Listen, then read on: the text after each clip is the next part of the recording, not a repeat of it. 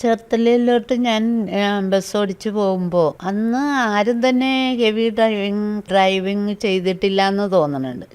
ഭയങ്കര കുട്ടികളും പ്രായമുള്ളവരും ഒക്കെ ഇങ്ങനെ വഴിയിൽ നോക്കിയിരുന്നു, ഭയങ്കര സന്തോഷത്തോടു കൂടി ഒരു അത്ഭുതത്തോടു കൂടിയൊക്കെ നോക്കിയ ഒരു കാലം ഉണ്ടായിരുന്നു. എന്ത് ചോദിച്ചാലും ഇതുപോലെ ചിരിച്ചിട്ട് എന്ത് ചോദിച്ചാലും മറുപടി പറയുന്ന എന്തിനും മറുപടിയുള്ള ഒരു മണിയമ്മയായിട്ട് ഇങ്ങനെ നമ്മൾക്ക് വേണമെങ്കിൽ ഒരു തനി ലോക്കൽ ലാംഗ്വേജ് പറഞ്ഞാൽ വെലസി നടക്കുകയാണ് ശരിക്കും പറഞ്ഞാൽ രാജാവിനെ പോലെ. സാറന്മാർക്കും ബാക്കിയുള്ള കുട്ടികൾക്കും ഒക്കെ ഞങ്ങളൊരു പ്രചോദനമായിരുന്നു. ചേച്ചിയാണ്ട്ടോ ഞങ്ങളുടെ മാസ് എന്നൊക്കെ ഇങ്ങനെ പറയും. അതൊക്കെ ഭയങ്കര ഇപ്പൊ ഈ ഡിപ്ലോമ പഠിക്കണ അത് എൻ്റെ മാത്രം എന്ന് വെച്ചാൽ ഞാൻ തന്നെ പഠിച്ചാലല്ലേ ഞാൻ പാസ്സാവുള്ളൂ. ദ ഹ്യൂമൻ ട്രൈബ്സിൽ നിന്ന് the one and only inspiration icon, inspiration booster Maniyamma. നമസ്കാരം അമ്മ, നമ്മുടെ ഷോയിലേക്ക് സ്വാഗതം. ഇൻസ്പിറേഷൻ എന്ന വേർഡ് അന്വർത്ഥമാക്കിയ ഒരു ജീവിതമാണ്. കാരണം നമ്മളിപ്പോൾ ഒരു 11 ലൈസൻസ് ഒരാണെടുത്തു എന്ന് പറയുന്നത് നമുക്കതൊരു പുതുമയുള്ള കാര്യമല്ല. പക്ഷേ ഒരു പെണ്ണെടുത്തതെന്ന് കേൾക്കുമ്പോൾ തന്നെ കാറ് പോലും ഓടിക്കാൻ മടിക്കുന്ന പെൺകുട്ടികളുണ്ട് ഇപ്പോഴും ഉള്ള സ്ഥലമാണ് നമ്മുടെ കേരള ആയാലും ഇന്ത്യ മൊത്തത്തിലെടുത്താലും. അപ്പോൾ അങ്ങനെയുള്ള സ്ഥലത്ത് നമ്മൾ അവിടെ പോയാൽ ഇങ്ങനെ വണ്ടി ഇടിക്കും, ഇങ്ങനെ പോയാൽ സൈഡ് ശരിയാവില്ല, അല്ലെങ്കിൽ ഗ്ലാസ്സിലൂടെ നോക്കിയിട്ട് ശരിയാവണില്ല എന്നൊക്കെ പറയുന്ന ഒരു എക്സ്ക്യൂസസ് പറയുന്ന ഒരു സ്ഥലം. പറ്റുവാണെങ്കിൽ നമുക്കൊരു ഊബർ പിടിച്ചു പോവാം എന്ന് വിചാരിക്കുന്ന സ്ഥലത്ത് ഈ 11 ലൈസൻസ് എടുക്കുക, അതൊരു വളരെ ഇഷ്ടത്തോടെ ആ ജോലി ചെയ്യുക, ഇതെങ്ങനെയാണ് പറ്റുന്നത്? ഈ ഒരു ഫീൽഡ് എങ്ങനെയാണ് തിരഞ്ഞെടുത്തത്? ഫീൽഡ് ഞാനായിട്ട് തിരഞ്ഞെടുത്തതല്ല, എൻ്റെ ഹസ്ബൻഡ് ആയിട്ട്. പുള്ളി ഭയങ്കര കാൽക്കുലേഷനുള്ള ഒരു മനുഷ്യനായിരുന്നു. ഡ്രൈവിംഗ് സ്കൂൾ നടത്തിയിരുന്നതുകൊണ്ട് എൻ്റെ ആവശ്യം അതിലേക്ക് വരും എന്നുള്ള ഒരു ഇതിൽ എന്നെ നിർബന്ധിച്ചാണ് 4 വീലർ ലൈസൻസ് ആദ്യമായിട്ട് എടുപ്പിച്ചത്. അന്ന് നമുക്ക് അംബാസഡർ കാർ ഉണ്ടായിരുന്നു. അപ്പോൾ ആ കാറിലാണ് പഠിപ്പിച്ച് 4 വീലർ ലൈസൻസ് എടുപ്പിച്ചത്. അപ്പോൾ രാധാമണി എന്നാണ് അമ്മയുടെ ശരിക്കുള്ള പേരല്ലേ, ഒഫീഷ്യൽ നെയിം. അപ്പോൾ രാധാമണി എന്ന് പറയുന്ന ഒരു ഹോം മേക്കർ, മണിയമ്മ എന്ന് പറയുന്ന ആൾക്കാർ അറിയുന്ന ലെവലിലേക്ക് വളർന്ന ആ ഒരു കഥ വളരെ നീണ്ട ഒരു കഥയാണ് അത്. എന്ന് വെച്ചാൽ ഞാൻ ഒരു ഇപ്പോൾ 33 വയസ്സൊക്കെ ആയപ്പോഴാണ് എൻ്റെ കുട്ടികളെല്ലാം ആയി. അതിനെല്ലാം ശേഷമാണ് ഞാൻ കുറച്ചും കൂടിയെങ്കിലും ഈ ഫീൽഡ്. എൻ്റെ അമ്മായിയമ്മ നല്ല ബിസിനസ്സുകാരിയായിരുന്നു. എൻ്റെ ഹസ്ബൻഡ് നല്ല ബിസിനസ് എന്ന് പറഞ്ഞു കഴിഞ്ഞാൽ എന്ത് ബിസിനസ്സും ചെയ്ത് നോക്കി അതിൽ വിജയം കണ്ടെത്തുന്ന ഒരാൾ. അങ്ങനെ ഉള്ള പുള്ളിയുടെ ഒരു ബിസിനസ്സിൻ്റെ ഭാഗമായിട്ടാണ് ഞാനും ഇതിലോട്ട് അറിഞ്ഞുകൊണ്ട് വന്നതല്ല, അറിയാതെ. എനിക്കിതിനെ പറ്റിയുള്ള ഒരു ഗ്രാഹ്യം ഉണ്ടായിരുന്നില്ല. പുള്ളിക്കാരുടെ കാൽക്കുലേഷൻ അനുസരിച്ച്, അതായത് ഞങ്ങളന്ന് ഹെവി ഡ്രൈവിംഗ് സ്കൂളാണ് തുടങ്ങിയിട്ടുള്ളത്. ആദ്യം 79 ഹെവി ഡ്രൈവിംഗ് സ്കൂളാണ്.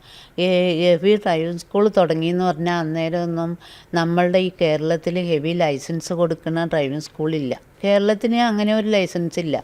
അത് മംഗലാപുരത്ത് പോയിട്ടാണ് ഈ ഹെവി ഇവിടെ നാട്ടിൽ ഹെവി പഠിച്ചിട്ട് മംഗലാപുരത്ത് പോയിട്ടാണ് ലൈസൻസ് എടുക്കുക.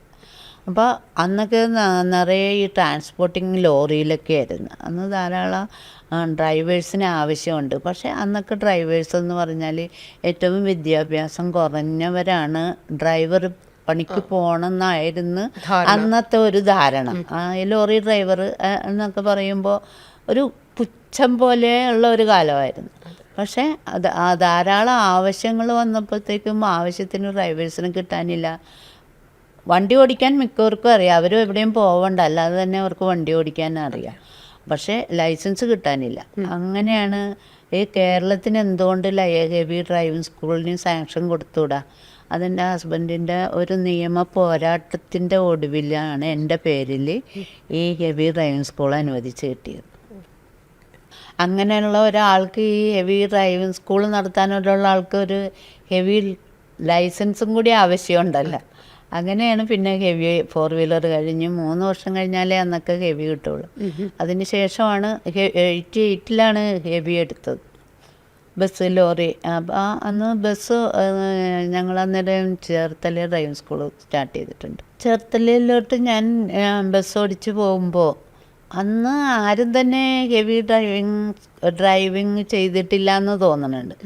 ഭയങ്കര കുട്ടികളും പ്രായമുള്ളവരും ഒക്കെ ഇങ്ങനെ വഴിയിൽ നോക്കിയിരുന്നു, ഭയങ്കര സന്തോഷത്തോടു കൂടി ഒരു അത്ഭുതത്തോടു കൂടിയൊക്കെ നോക്കിയ ഒരു കാലം ഉണ്ടായിരുന്നു. അതിനിടയ്ക്ക് ഒന്ന് ചോദിച്ചോട്ടെ, ഈ ആ കാലഘട്ടത്തെ കുറിച്ചൊന്നും എനിക്ക് അറിയണമെന്നുണ്ട്. വളരെ ക്യൂരിയസ് ആയിട്ട് ഒരു കാര്യം. ഇന്ന് നമ്മൾ പറയും സദാചാരമുണ്ട്, പെണ്ണുങ്ങൾക്ക് ഇങ്ങനെ കുറേ പ്രശ്നങ്ങൾ നമ്മൾ പെണ്ണുങ്ങളുടെ കാര്യത്തിൽ പറയുന്നുണ്ടല്ലോ. ആ കാലഘട്ടത്തിൽ ആ ചെറിയ പ്രായത്തിലുള്ള നമ്മുടെ കേരളത്തിലൊരു അവസ്ഥ എന്താണ്? അവസ്ഥ എന്ന് പറഞ്ഞാൽ അന്നൊന്നും ആരും തന്നെ ഇതിനൊന്നും മുമ്പോട്ട് വരാത്തൊരു സമയം. പക്ഷെ എൻ്റെ ഹസ്ബൻഡ് എന്ന് പറഞ്ഞാൽ ഒരു പ്രത്യേക ക്യാരക്ടറാണ്. ആരെയും അങ്ങനെ ഒരു കാര്യത്തിലും ഡിപ്പെൻഡ് ചെയ്യുകയോ അങ്ങനെയൊന്നുമില്ല. പുള്ളി എന്ത് തീരുമാനിച്ചാൽ അത് നടപ്പിലാക്കും, അത്രയാണ്. അപ്പം നമുക്ക് എനിക്കന്നാ അത്ര അധികം ബോധം ഇല്ലെന്ന് വേണമെങ്കിൽ പറയാം. ഇത് ഇങ്ങനെ ആയാൽ എങ്ങനെ വരും അങ്ങനെയുള്ള ഒരു ബോധങ്ങളൊന്നുമില്ല. ഹസ്ബൻഡ് എന്ത് പറയണം അത് ചെയ്യുക എന്നുള്ളത് മാത്രമേ ഉള്ളൂ. അയ്യോ അത് ചെയ്യാൻ പാടില്ല, പേടിയുണ്ടെന്നല്ലാതെ അത് ചെയ്യാൻ പാടില്ലാത്ത ഒരു കാര്യമാണെന്നൊന്നും എനിക്ക് തോന്നിയിട്ടില്ല. അത് ഭയങ്കര ഒരു എന്താ അന്നത്തെ എൻ്റെ മനസ്സെന്താണെന്ന് പോലും എനിക്കറിയില്ല. ഹസ്ബൻഡ് പറയുന്നു ചെയ്യുന്നു, അത്രയേ ഉള്ളൂ. പക്ഷെ എന്നാലും അപ്പുറത്തും ഇപ്പുറത്തേക്കുള്ള ബന്ധുക്കളും സ്വന്തം വീട്ടുകാരൊക്കെ ഉണ്ടാവില്ലേ, അമ്മയും അച്ഛനും സഹോദരങ്ങളൊക്കെ ഉണ്ടാവില്ലേ? അപ്പൊ അവരുടെയൊക്കെ ഒരു റെസ്പോൺസ് എങ്ങനെയായിരുന്നു? അവർക്കൊക്കെ ഭയങ്കര താല്പര്യമുള്ള കാര്യമാണ്. എന്താണെന്ന് വെച്ചാൽ ഒരു സ്ഥാപനം നടത്താനാണല്ലോ, നമ്മളൊരു ബിസിനസ് നടത്താൻ തീരുമാനിച്ച്. അപ്പോൾ അതിലോട്ട് പിന്നെ ഈ ഒരു ചേട്ടനുണ്ടെങ്കിലും ഒരു ചേട്ടനായിരുന്നത് എൻ്റെ ഹസ്ബൻഡാണ്. പുള്ളിയാണ് കാര്യങ്ങൾ തീരുമാനിക്കുന്നത്. വീട്ടിലെ കാര്യമാണെങ്കിലും പുറത്തുള്ള കാര്യങ്ങളാണെങ്കിലും തീരുമാനിക്കുന്നത് പുള്ളി തന്നെ. അപ്പോൾ ആ ആളെ അനുസരിക്കുക എന്നുള്ളതാണ് ബാക്കിയുള്ള എല്ലാവരുടെയും ഒരു രീതി. അപ്പം അതുകൊണ്ട് തന്നെ ആരും അതിനെ ചോദ്യം ചെയ്യലൊന്നുമില്ല. അദ്ദേഹത്തിന്റെ പേരെന്തായിരുന്നു? ലാലൻ. പുള്ളി ITI ആണ് പാസ്സായെങ്കിലും ചെയ്യാത്ത ഒരു ബിസിനസ്സും ഇല്ല. അത് ശരി. പക്ഷെ അതും നല്ല എൻതൂസിയാസത്തോടു കൂടി ചെയ്യും. തീർച്ചയായിട്ടും. ലാഭം നഷ്ടമൊന്നും നോക്കിയിട്ടല്ല, എവിടെയാണോ ചെയ്യാൻ പറ്റണ അത് ചെയ്യും. അതിൽ ഒരു ഇത് ഫ്ലോപ്പായെന്ന് കണ്ടാൽ അത് വിടും, അടുത്ത ബിസിനസ്സിലേക്ക് പിടിക്കും. അങ്ങനെയാണ്. ഡിപ്രഷനൊന്നും അങ്ങനെ ബാധിക്കില്ല. ഇല്ല. മനസ്സിന് നല്ല ഇതുള്ള കോൺഫിഡൻസ് ഉള്ള കൂട്ടത്തിലായിരുന്നു. ഓക്കെ. അപ്പോൾ അദ്ദേഹത്തിൻ്റെ ആയിട്ടുള്ള ആ ലൈഫ്, അദ്ദേഹത്തിൻ്റെ ആ ഒരു ഓർമ്മ അല്ലെങ്കിൽ അദ്ദേഹമായിട്ടുള്ളൊരു ബന്ധം അതെങ്ങനെയാണ് ഇപ്പോൾ ഈ ഒരു പ്രായത്തിൽ നോക്കിക്കാണുന്നത്? ഞാനന്ന് എനിക്ക് പുള്ളിക്കാരന് 26 വയസ്സ്, ജിംനാസ്റ്റിക് ബോഡി മിസ്റ്റർ എറണാകുളം ആയിരുന്നു. ഞാനൊരു 17 വയസ്സുള്ള ഒരു ഗ്രാമീണ പെൺകുട്ടി. അത് ഇത്തിരി പോകുന്ന ഒരു വിവരവും ഇല്ലാത്തത്. എന്ന് വെച്ചാൽ ഞങ്ങളുടെ അവിടെ ഒരു സ്കൂളിലൊരു ലൈബ്രറി ഉണ്ടെന്നല്ലാതെ വേറെ ഒരു വായിക്കാൻ പോലും ഈ കൗമുദി പേപ്പർ അതൊക്കെയാണ് വായിക്കാൻ കിട്ടിയിട്ടുള്ള കാര്യങ്ങൾ. അത്രയും ഒരു നാടനായ എന്നെ സഹിച്ചതിന് ഞാൻ 1000 നന്ദി പറയുന്നു. എന്ന് വെച്ചാൽ അത്രയ്ക്ക് ഒരു വിവരം ഇല്ലാത്ത ഒരാളായിരുന്നു. പക്ഷേ ലാലൻ്റേട്ടൻ്റെ അമ്മ നല്ല ബിസിനസ്സുകാരിയായിരുന്നു. പശു, എരുമ, കോഴി അങ്ങനെയൊക്കെയുള്ള ബിസിനസ്, അതിലൊക്കെ ഞാൻ നല്ല ഭാഗഭാക്കായിട്ടുണ്ട്. അപ്പം അവരുടെ ഒരു നല്ലത് മാത്രം സ്വീകരിക്കുക, അതാണ് എൻ്റെ ഒരു പോളിസി. മോശം വശങ്ങളും അതിലൊക്കെ ഉണ്ടായിട്ടുണ്ട്, എന്നാലും അതൊന്നും ഞാൻ കാര്യക്കാറില്ല. എനിക്ക് നല്ലതെന്ന് തോന്നണത് മാത്രമേ ഞാൻ സ്വീകരിക്കുകയുള്ളൂ. അപ്പം അങ്ങനെ ആ ഒരു ബിസിനസ് എനിക്ക് ഒരു ഇഷ്ടമുള്ള കാര്യമാണ്. അമ്മയുടെ ആ സാന്നിധ്യത്തിൽ അമ്മയുടെ ബിസിനസ്സൊക്കെ കൊണ്ടുപോകാനുള്ള ഒരു കഴിവ് എനിക്ക് അന്നേ ഉണ്ടായിരുന്നു, ചെറുതാണെങ്കിൽ കൂടി. അതിലൊക്കെ എനിക്ക് കൂട്ടിന് ആൾക്കാരുണ്ട്, ഞാൻ അത്ര അധികം ജോലി ചെയ്യണ്ട, എന്നാലും ആ കാര്യങ്ങളൊക്കെ നോക്കിക്കൊണ്ടുപോകാനുള്ളൊരു കഴിവ് എനിക്കുണ്ടായിരുന്നു. അമ്മയമ്മയുടെ പേരെന്തായിരുന്നു? ഭാരതി. ഒരു ഇത്തിരി കടുപ്പുള്ള അമ്മയമ്മയായിരുന്നു. എന്നാലും നല്ല സ്നേഹമുള്ള എന്നോട് നല്ല സ്നേഹം എന്ന് പറഞ്ഞാൽ അത്രയ്ക്ക് സ്നേഹമോ. ഞാൻ 7ാം ക്ലാസ്സിൽ പഠിക്കുമ്പോൾ എന്നെ പെണ്ണ് കണ്ടിട്ട് 10ാം ക്ലാസ്സിൽ കല്യാണം കഴിക്കും. അപ്പോൾ അത്ര ഇഷ്ടപ്പെട്ടിട്ടായിരിക്കുമല്ലോ. അമ്മായിയമ്മയിൽ നിന്ന് പഠിച്ച ഏറ്റവും വലിയ ഗുണം എന്തായിരുന്നു? ഏറ്റവും വലിയ ഗുണമെന്ന് പറഞ്ഞാൽ ഒരു ബിസിനസ് എങ്ങനെ കൊണ്ടുപോകണം എന്നുള്ള ആൾക്കാരെയാണ് നമ്മൾ ഫോക്കസ് ചെയ്യേണ്ടത്. ഭയങ്കര ഒരു കഴിവെന്ന് പറഞ്ഞാൽ ഇപ്പോൾ പേഴ്സണലി പറയാം, അച്ഛൻ ഇച്ചിരി വീക്കായിരുന്നു എന്ന് വെച്ചാൽ ഡ്രിങ്ക്. അപ്പോൾ ഈ ഒരു കുടുംബം എങ്ങനെ കൊണ്ടുപോകണം, ബാക്കി ഒരാളും ഏണിങ്സ് ഇല്ല. അപ്പോൾ അവിടെ കരഞ്ഞും പിടിച്ചും മൂക്കും ചിരി ഇരിക്കാണ്ട് ഇല്ല. അപ്പോൾ തൻ്റെ അടുത്തോടെ ഒരു 30 എരുമ പശുവൊക്കെ കൂടി വലിയ ബിസിനസ് നടത്തിയിരുന്ന ആളാണ് അന്നൊക്കെ ആ കാലത്ത്. ഇപ്പോൾ ഫാമൊക്കെ ഉണ്ട്, അങ്ങനെ ധാരാളം ബിസിനസ് ഉണ്ട്. അന്നും ബാങ്ക് ലോൺ എടുക്കുകയും ഡോക്ടർമാരൊക്കെ നല്ല നല്ല പശുക്കൾക്കൊക്കെ വാങ്ങിച്ച ഡോക്ടർമാരെ കൊണ്ടുവന്ന് നോക്കിച്ച് അങ്ങനെ ഉള്ള ഒരു നല്ലൊരു ബിസിനസ് ലേഡി ആയിരുന്നു അമ്മ. എന്താണോ ആവശ്യം അത് അവിടെ കറക്റ്റ് നിറവേറ്റി. അതായത് ഈ ബിസിനസിന് ആവശ്യമുള്ള കാര്യം ഇതാണെങ്കിൽ അറിയില്ലെങ്കിൽ കൂടി അത് എക്സ്പ്ലോർ ചെയ്യാൻ അതിന് ആൾക്കാരോട് ചോദിച്ചും പറഞ്ഞു ആ കാര്യങ്ങളൊക്കെ. ഒരു ആ സമയത്തൊക്കെ അതായത് 68, 69 ആ കാലഘട്ടത്തിലൊക്കെ ഒരു ബാങ്ക് ലോണൊക്കെ ഒരു ലേഡി എടുക്കുക എന്ന് പറഞ്ഞാൽ കുറച്ച് വളരെ അപ്പോൾ അത് പോയി ബാങ്കിൽ സംസാരിച്ച് അപ്പോൾ അങ്ങനെ അമ്മ പോണടുത്തൊക്കെ എന്നെയും കൊണ്ടുപോകും. അപ്പോൾ പശുവിനെ എടുക്കാൻ ഈ ഒരു പശുവിനെ വിൽക്കണ സ്ഥലമൊക്കെ തന്നെ അവിടെയൊക്കെ പോകുമ്പോഴും എന്നെ കൊണ്ടുപോകും. അതൊരു രാശിയാണെന്ന് പറഞ്ഞിട്ടാണ് എന്നെ ആൾ കൊണ്ടുപോകുന്നത്. അങ്ങനെ കൊണ്ടുപോകും. അതൊക്കെ അങ്ങനെ പുള്ളിയുടെ ബിസിനസ്സും കണ്ടിട്ടുണ്ട്. എങ്കിലും പിന്നെ ഞാൻ അതിലോട്ട് വരുമെന്നൊന്നും ഇല്ല.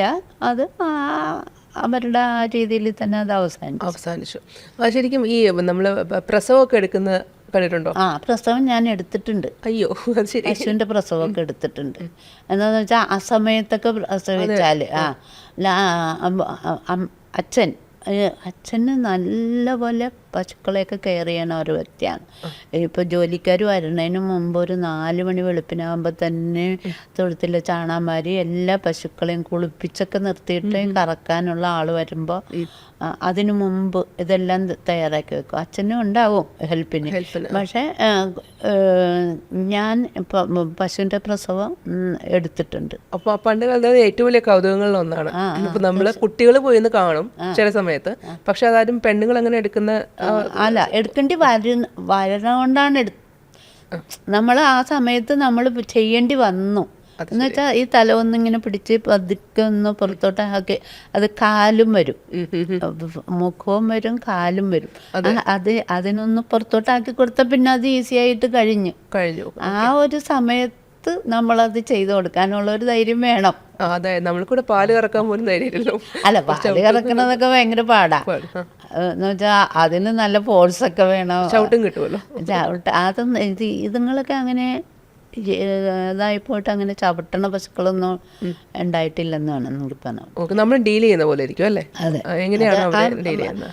കറവക്കാരാണല്ലോ വരുന്നത്. അവര് ആദ്യം തന്നെ അതിനെ സ്നേഹത്തോടെ തടവി, അല്ലാതെ നേരെ അങ്ങോട്ട് പിടിച്ചിട്ട് കറക്കൊന്നുമല്ല. ആദ്യം അവരുടെ ദേഹത്ത് ഒന്ന് തടവി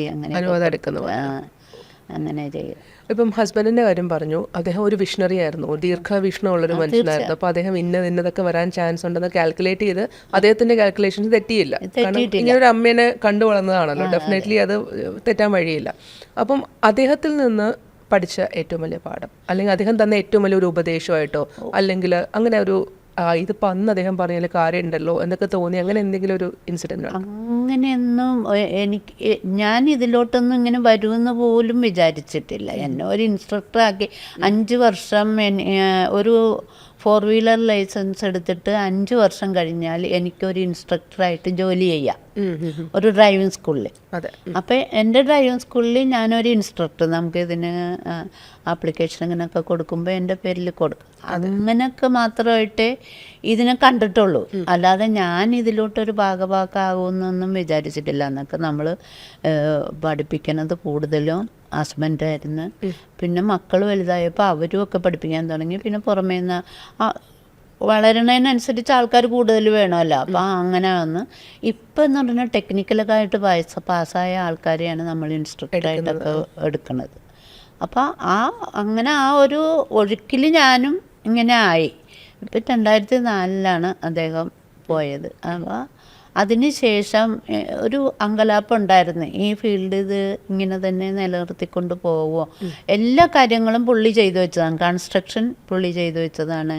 ഈ ഡ്രൈവിംഗ് സ്കൂൾ പുള്ളി ചെയ്തു വെച്ചാൽ പുള്ളിക്ക് ഭയങ്കര ദീർഘവീക്ഷണമൊക്കെ ഉണ്ടായിരുന്നു. ഒരു എൻജിനീയറിങ് കോളേജ് തന്നെ ഉണ്ടാക്കണം, അതിനുവേണ്ടി എവിടെയോ പോയി ദൂരെ, ഇത്ര നമുക്ക് ഈ കൊച്ചിയിലൊന്നും അത്ര കാശ് കൊടുത്ത് സ്ഥലം മേടിക്കാനാവില്ലല്ലോ, എവിടെയോ പോയി ഒരു അഡ്വാൻസൊക്കെ കൊടുത്തിട്ടുണ്ട്. അത് എല്ലാ കാര്യങ്ങളും ചെയ്ത് കഴിഞ്ഞിട്ടേ പറയുള്ളൂ. ചെയ്യണതിന് മുമ്പ് ഒരു സാക്ഷൻ ചോദിക്കില്ല, അല്ലെങ്കിൽ പറയലോ ഇല്ല. എല്ലാം നമ്മൾ പുള്ളിയുടെ ആ കാൽക്കുലേഷൻ അനുസരിച്ച് ചെയ്യും. അത് നമ്മൾ നമുക്കൊന്നും അറിയില്ലല്ലോ, അപ്പം നമ്മൾ അതിലോട്ട് അങ്ങോട്ട് കൂടും. പലപ്പോഴും പല ഫാമിലിയിലും പറയുന്നിട്ടുണ്ട്, ഞങ്ങളുടെ ബിസിനസ് ക്യാരി ഫോർവേഡ് ചെയ്യാൻ വേണ്ടിയിട്ട് കുട്ടികളെ ഒന്ന് പറഞ്ഞ് മനസ്സിലാക്കാൻ ഭയങ്കര പാടാണ്. പക്ഷെ ഇവിടെ അമ്മയുടെ ഫാമിലിയിൽ അതങ്ങനെ അല്ല. 3 കുട്ടികളും ഒന്നാമത് വണ്ടിയുടെ ഭ്രാന്ത് കൊണ്ടായിരിക്കാം. എന്താണെന്ന് വെച്ചാൽ അവരും ഇപ്പോൾ എൻ്റെ മൂത്ത മോനൊക്കെ 16 വയസ്സ് തുടങ്ങിയപ്പോൾ തന്നെ പഠിപ്പിക്കാൻ തുടങ്ങി. അന്നൊന്നും മദ്രാസിൽ നിന്ന് ലൈസൻസ് കിട്ടും, ഈ ഏജ് സർട്ടിഫിക്കറ്റ് ഒന്നും കൊടുക്കണ്ട, അല്ലാതെ തന്നെ ലൈസൻസ് എടുക്കാൻ പറ്റും. അപ്പോൾ ആ ലൈസൻസ് എടുത്ത് വെച്ചിട്ട് അവരിവിടെ പഠിപ്പിക്കാൻ തുടങ്ങി. എന്നിട്ട് 18 വയസ്സായപ്പോൾ ആ ലൈസൻസ് കളഞ്ഞിട്ടാണ് പിന്നെ ഇവിടുത്തെ കേരളത്തിലെ ലൈസൻസ് എടുത്തത്. അപ്പോൾ അന്നേ അവർക്കിത് ഇൻട്രസ്റ്റ് ഉള്ളൊരു ഫീൽഡും കൂടി ആയതുകൊണ്ടായിരിക്കാം. SN കോളേജിലാണ് എൻ്റെ മൂത്ത മോൻ പഠിച്ചത്, അതായത് ചേർത്തല. ഇവിടുന്ന് രാവിലെ ക്ലാസ് എടുത്തിട്ടാണ് പോണത് SN കോളേജിൽ പോകണം, എന്നിട്ട് ചേർത്തലയെ കൊണ്ട് വേണ്ടിയിട്ടിട്ടാണ് കോളേജിൽ പോകുക. അങ്ങനെ ഇവർ ചെറുതിലേ മുതൽ ആ ഫീൽഡിലേക്ക് എല്ലാവരും തന്നെ വന്നു. ഇപ്പോൾ എൻ്റെ മോള് പ്രീ ഡിഗ്രി കഴിഞ്ഞപ്പോൾ അവൾക്ക് എന്ത് പഠിക്കണമെന്ന് അവളുടെ ആഗ്രഹമല്ല, അച്ഛൻ്റെ ആഗ്രഹമാണ്. ഡിപ്ലോമ കളമശ്ശേരി ഓട്ടോമൊബൈലിൽ കൊണ്ടുപോയി 3 വർഷത്തെ ഡിപ്ലോമ. കേരളത്തിലെ ആദ്യത്തെ പെൺകുട്ടി. എനിക്കൊക്കെ നല്ല ടെൻഷൻ ഉണ്ടായിരുന്നു, ഇത്ര ആൺകുട്ടികളുടെ ഇടയിൽ ഒരു പെൺകുട്ടി പോളിടെക്നിക്കിലെ പെൺകുട്ടികൾ ഉണ്ടായിരുന്നില്ല ആ സമയത്ത്. അപ്പോൾ അതിൽ അവളൊരു വലിയ റാങ്ക് ആയില്ല. അതൊരു മോട്ടോർ വെഹിക്കിൾ ഇൻസ്പെക്ടർ ആക്കണം എന്നൊക്കെ ഉള്ള ആഗ്രഹം അച്ഛനുണ്ടായിരുന്നു. എത്ര കുട്ടികളാണ്? 3 പേരാണ്. 3 പേരും ഈ ഫീൽഡിൽ തന്നെ. ഫീൽഡിൽ തന്നെ എന്ന് പറഞ്ഞാൽ കൺസ്ട്രക്ഷനാണ്. ഇപ്പോൾ ഒരാൾ അന്ന് തന്നെ ലാൽനേട്ടൻ എന്ന് പറഞ്ഞോട്ടെ, ലാൽനേട്ടന് തീരുമാനിച്ച് ഇവർ വലുതായി വരുമ്പോൾ ഒരു ബിസിനസ്സൊക്കെ എല്ലായിടത്തും കണ്ടുവരുന്നതല്ലേ, ബിസിനസ്സിലും ഒക്കെ മാറ്റങ്ങൾ വരും. ഒരാൾ ഇനി തല്ലുപിടുത്തം ഉണ്ടാകും, അപ്പോൾ ഒരാൾക്ക് ഒരു കൺസ്ട്രക്ഷൻ ഫീൽഡ്, ഒരാൾക്ക് ഇത് വെച്ച് മറ്റേ മോൾക്ക് അവിടെ പോയി ഡ്രൈവിംഗ് സ്കൂളെല്ലാം തുടങ്ങിക്കൊടുത്തു. ഓക്കെ, ഇപ്പോൾ അത് മോള് നല്ല രീതിയിൽ നടത്തുന്നുണ്ട്. ഓക്കെ, ഇപ്പോൾ സാധാരണ നമ്മളിങ്ങനൊരു ഫീൽഡിൽ 11 ലൈസൻസാണ് അമ്മയുടെ പേരിലുള്ളത്. ആ ലൈസൻസിൻ്റെ ഡീറ്റെയിൽസ് ഒന്ന് അറിഞ്ഞാൽ. ആദ്യമായിട്ട് ഞാൻ എടുത്ത 4 വീലർ ലൈസൻസാണ്. അത് കഴിഞ്ഞിട്ട് ബസ്, ലോറി, അതാണ് പിന്നെ എടുത്ത ലൈസൻസ്. അത് കഴിഞ്ഞ് 92, 93 കാലഘട്ടമായപ്പോൾ എനിക്ക് തന്നെത്താനെ എല്ലാവരും ഒരു കാര്യത്തിനും കിട്ടാതെ ആയി. അപ്പോൾ തന്നെത്താനെ എവിടെയെങ്കിലും പോകണമെങ്കിൽ 2 വീലർ വേണം. അപ്പോൾ 2 വീലർ എടുത്ത് ആ കൂട്ടത്തിൽ കൂടി ഓട്ടോറിക്ഷയുടെ ലൈസൻസ് എടുത്തു. പിന്നെ അത് കഴിഞ്ഞ് പിന്നെ ഒരു 2014 ആയപ്പോഴാണ് crane, forklift, JCB, trailer, road roller, tractor, അങ്ങനെയുള്ള ലൈസൻസ് എടുത്ത്. ഈ 2023 വന്നപ്പോൾ 22 വന്നപ്പോൾ ഹസാഡസിൻ്റെ കൂടി, അതായത് പെട്രോളിയം വണ്ടി ഓടിക്കാനുള്ള ലൈസൻസും കൂടി എടുത്തു. ഓക്കെ, പിന്നെയൊന്നും ഇല്ല, ലൈസൻസ് ഒന്നും വേറെ എടുക്കാനില്ല. വണ്ടികൾ പക്ഷേ ഇപ്പോൾ കുറേ അധികം വണ്ടികൾ ഓരോ എർത്ത് എക്യുപ്മെൻറ്റ്സ് എന്നൊക്കെ പറഞ്ഞിട്ട് ഇപ്പോൾ കുറേ തരം വണ്ടികളുണ്ട്. നമ്മൾ ഈ കൺസ്ട്രക്ഷൻ ഫീൽഡിൽ കുറേ തരം എക്യുപ്മെൻറ്റ്സ് ഉണ്ട്. അതിൽ ഒട്ടുമുക്കാൽ എക്യുപ്മെൻറ്റ്സ് ഞങ്ങൾക്കുണ്ട്. അത് കൂടുതലും കൺസ്ട്രക്ഷൻ ഉള്ളതുകൊണ്ട് ഈ എല്ലാ വണ്ടികളുടെ ആവശ്യമുണ്ട്. വളരെ യാദൃശികമായിട്ടാണ് ഇന്നത്തെ നമ്മുടെ ഈ ഒരു പോഡ്കാസ്റ്റ്. എനിക്ക് തോന്നുന്നു മണിയമ്മയുടെ ബർത്ത്ഡേയുടെ അന്ന് ആണ് നമ്മൾ. അപ്പോൾ അത് ഹാപ്പി ബർത്ത്ഡേ ഒഫീഷ്യലായിട്ട് നമ്മൾ പോഡ്കാസ്റ്റിലൂടെ പറയുകയാണ്. അതേ ദിവസം തന്നെ ഒരു ഇത്രയും ലൈസൻസ് എടുത്തു. ആ ലൈസൻസ് ഒക്കെ എടുത്തിട്ട് ഒരു ലൈസൻസ്, ഞാൻ തുടക്കത്തിൽ പറഞ്ഞല്ലോ, ഒരു ലൈസൻസ് എടുക്കാൻ തന്നെ പാടുപെടുന്ന ആൾക്കാരാണ്. എടുക്കുക, അല്ലെങ്കിൽ അതെടുക്കുക, എല്ലാം എടുക്കുക എന്നൊക്കെ പറയുന്നത് കുറച്ച് പാടുപെടുന്ന ആൾക്കാർക്ക് ഒരു ശരിക്കും പെണ്ണുങ്ങളുടെ ഭാഗത്ത് മാത്രമായിട്ട് ഞാനൊന്ന് ചോദിക്കുകയാണ്. പെണ്ണുങ്ങൾക്ക് ശരിക്കും മണിയമ്മയുടെ ഒരു കാഴ്ചപ്പാടിൽ എന്താണ് ബ്ലോക്സ് എന്ന് പറയണം? അങ്ങനെ എന്തെങ്കിലും ഉണ്ടോ? ബ്ലോക്സ് വീടുകളിൽ നിന്ന് ബ്ലോക്സ് ഉണ്ടാകാം. പിന്നെ നമ്മളൊരു ഇപ്പോഴത്തെ ഒരുവിധം മുക്കാൽ പെണ്ണുങ്ങളും ഒരുവിധം ബോൾഡായിട്ടുള്ളവരാണ്. എൻ്റെ കാര്യം ഞാൻ ചെയ്യും എന്നുള്ളൊരു കോൺഫിഡൻസ് ഉണ്ട്. പല ഹസ്ബൻഡുമാരും മക്കളെ നോക്കില്ല അല്ലെങ്കിൽ അങ്ങനെ കുറേ ധാരാളം ആൾക്കാർ അങ്ങനെ നമ്മുടെ അടുത്ത് പഠിക്കുന്നുണ്ട് സ്വയം തൊഴിൽ കണ്ടെത്താൻ. അപ്പോൾ അവർക്കൊക്കെ എന്ന് പറഞ്ഞാൽ നമ്മൾ വിചാരിക്കുക ഒരു കാര്യം നേടണമെന്ന് വിചാരിച്ച് അതിനു വേണ്ടി പ്രയത്നിക്കണം, അല്ലാതെ വെറുതെ ഇരുന്നാൽ കാര്യമില്ല. പ്രയത്നിച്ചാൽ അത് സാധിക്കും. നമ്മൾ രംഗത്തോട്ട് വരണം എന്ന് വിചാരിച്ച് ഇപ്പോൾ പുറത്തോട്ടൊക്കെ ആണെങ്കിൽ നല്ല ചാൻസസ് ഉണ്ട്. പിന്നെ ഫ്ലിപ്കാർട്ട്, ആമസോൺ അവിടെയൊക്കെ ഈ ഫോർക്ക് ലിഫ്റ്റൊക്കെ പഠിച്ചാൽ ധാരാളം ചാൻസ് ഉണ്ട്. നമ്മളോട് ലേഡീസിനെ ആൾക്കാർ ചോദിക്കുന്നുണ്ട്, നമുക്ക് കൊടുക്കാൻ അത്ര അധികം ഇല്ല. എന്നാലും ഓരോരുത്തരും ഇപ്പോൾ ഹസ്ബൻഡ് പോയിട്ടുള്ളവരാണെങ്കിലും ഇപ്പോൾ കഴിഞ്ഞ ഒരു 5-6 മാസമായിട്ടുള്ളൂ തോന്നുന്നു, ഒരു ലേഡി അവരുടെ ഹസ്ബൻഡ് ജർമ്മനിയിൽ ട്രെയിലർ ഓടിക്കുന്നവരാണ്. അതിൻ്റെ ഭാര്യ ഇങ്ങനെ നാട്ടിലുണ്ട് എന്ന് പറഞ്ഞപ്പോൾ അവർ പഠിച്ചിട്ട് വന്നാൽ നമ്മൾ ജോലി കൊടുക്കാമെന്ന് പറഞ്ഞാൽ എന്നിട്ട് അവിടെ വന്ന് പഠിച്ച് അവർ ജർമ്മനിയിലോട്ട് പോയി. അപ്പം അങ്ങനെ ഇപ്പോൾ സ്ത്രീകൾക്കും ഈ ഏത് ഫീൽഡിലും ജോലിയുണ്ട്. അപ്പം നമ്മുടെ ആൾക്കാർ നന്നായിട്ട് പുറത്തോട്ട് ഇറങ്ങണം എന്നാണ്. നമ്മൾ ജോലിയില്ല എന്ന് വിചാരിച്ചിരിക്കേണ്ട, നമുക്ക് ജോലിയുണ്ട്. നമ്മൾ ചെയ്യാൻ താല്പര്യം കാണിക്കണം, അതിനു വേണ്ടി പ്രയത്നിക്കണം. ഇപ്പോൾ ഒരു 10-30 ലേഡീസ്, അത് നമ്മുടെ ഒരു കമ്പനി പാവപ്പെട്ടവർക്ക് വേണ്ടി നമ്മുടെ ഗവൺമെൻറ് പഠിപ്പിച്ച് കൊടുക്കുന്നുണ്ട്. എന്നത്തെ സ്വന്തമായിട്ട് ടാക്സിയൊക്കെ ഓടിപ്പിക്കാനായിട്ടാണ് അവരെ പ്രാപ്തരാക്കണം.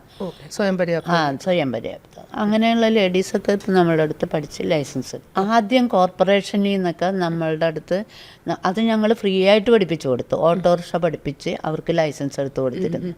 അപ്പോൾ കോർപ്പറേഷൻ ഓട്ടോറിക്ഷ അവർക്ക് ഫ്രീ ആയിട്ട് കൊടുക്കും. അതിൽ എന്തോ പൈസയൊക്കെ ചെറിയ രീതിയിൽ അടക്കണം. പക്ഷെ അതൊക്കെ പുരുഷ മേധാവിത്വമായി എന്ന് വെച്ചാൽ അവരെ കൊണ്ടൊന്നും ഓടിപ്പിക്കില്ല, അത് ആണുങ്ങൾ മേടിച്ച് കൈകാര്യം ചെയ്ത് അങ്ങനെ പിന്നെ അത് കണ്ടിന്യൂഷൻ ഇല്ലാതെ വന്നു.